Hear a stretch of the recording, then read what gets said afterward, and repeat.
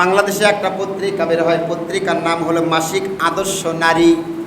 মাসিক আদর্শ নারী 2022 সালের ফেব্রুয়ারি মাসের একটা পত্রিকা কিনবেন। সেই পত্রিকাতে লেখা আছে একটা ঘটনা, খুব মনোযোগ দিয়ে শোনেন আমার বাবাজিরা। একজন মানুষের 3 জন সন্তান ছিল। একজন ছিল আপনার ইঞ্জিনিয়ার, আরেকজন হলো ডাক্তার, আরেকজন হলো কোরআনের হাফেজ।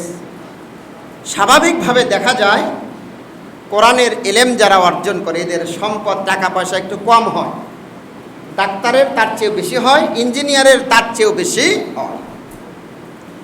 বাবা মুমূর্ষ, কখন যিনি প্রাণ পাখি চলে যায়। এবার বাবা 3 জন সন্তানকে ডাক দিল, বাবারে আমার শরীরটা তো বেশি ভালো না, আমাকে ডাক্তার দেখানো দরকার, তোরা আমার জন্য কিছু কর।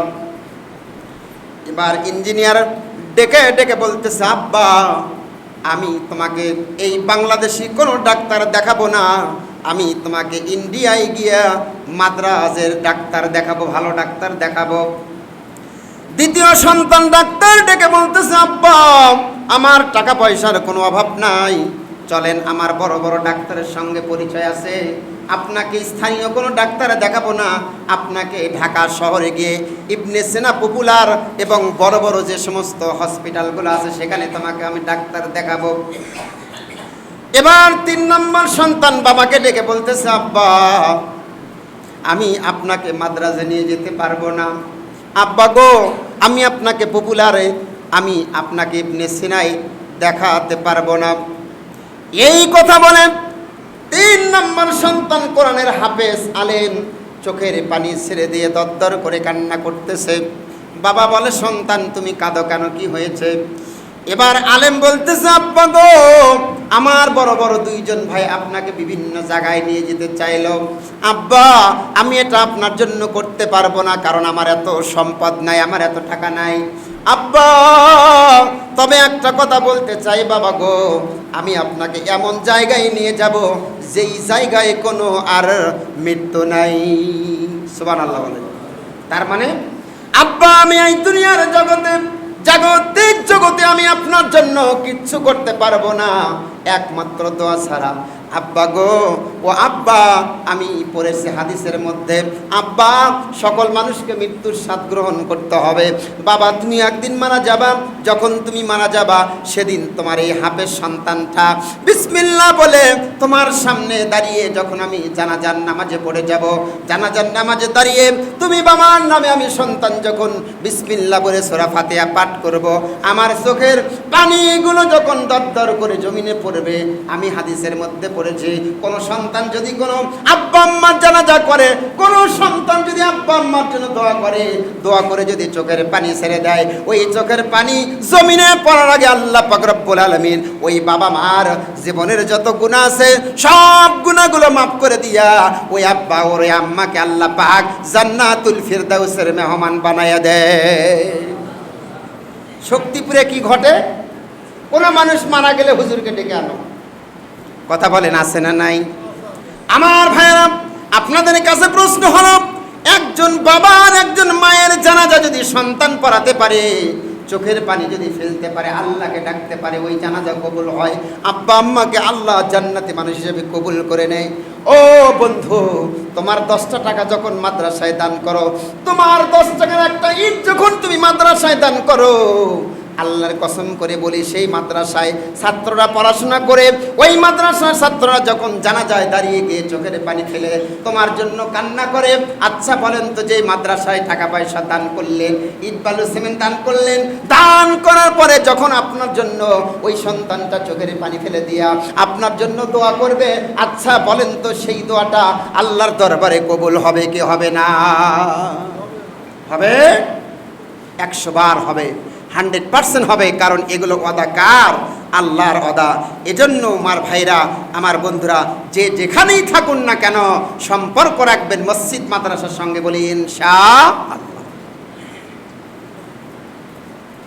আমার ভাইরা, আমার বন্ধুরা, আমার পরিবারের সদস্য সংখ্যা 5 জন, 3 জন সন্তান আর একজন আমার স্ত্রী, মোটে হলো 5 জন।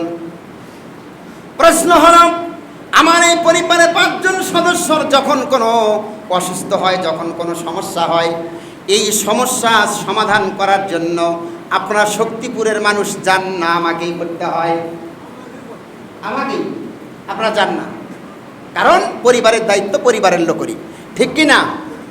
আল্লাহ বলে, ও দুনিয়ার মানুষ শোনো, এই দুনিয়াতে কিছু আল্লাহর পরিবার আছে। আল্লাহু আকবার। আল্লাহ বলে, বান্দা, এই দুনিয়াতে কিছু আমার পরিবার আছে, ওরা আমারই অন্তর্ভুক্ত, ওরা আমারই তত্ত্বাবধানে থাকে। সাহাবারা আল্লাহ রাসূলকে জিজ্ঞাসা করলেন, ইয়া রাসূলুল্লাহ, ইয়া হাবিবাল্লাহ, কারা আল্লাহর পরিবার, আল্লাহর তত্ত্বাবধানে কারা থাকে, ওই ভাগ্যবান লোকগুলো কারা? আমরা একটু জানতে চাই। আল্লাহর নবীর সঙ্গে সঙ্গে বললেন, আহালুল কোরআন হুম আহলুল্লাহ। কোরআনকে যারা ভালোবাসে, কোরআনকে যারা পড়ে, কোরআনের জন্য যারা অর্থ ব্যয় করে, এরাই হলো আল্লাহর পরিবার।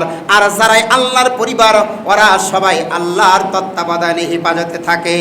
সুবহানাল্লাহ। তাহলে আল্লাহর পরিবার কারা? আল্লাহর পরিবার তারাই যারা ইলমে দ্বীন, এই কোরআন শিক্ষা করার জন্য যারা অর্থ ব্যয় করে, ওরাই হচ্ছে আল্লাহর পরিবার। সুবহানাল্লাহ বলেন। আমার ভাইরা, এই দুনিয়ায় যদি কারো ক্ষমতা থাকে, যেমন এমপি, মন্ত্রী, প্রধানমন্ত্রী, ও বাবাজি বলেন তো, এমপি, মন্ত্রী, প্রধানমন্ত্রী, এদের সঙ্গে যদি কারো সম্পর্ক থাকে, ক্ষমতা আছে না নাই?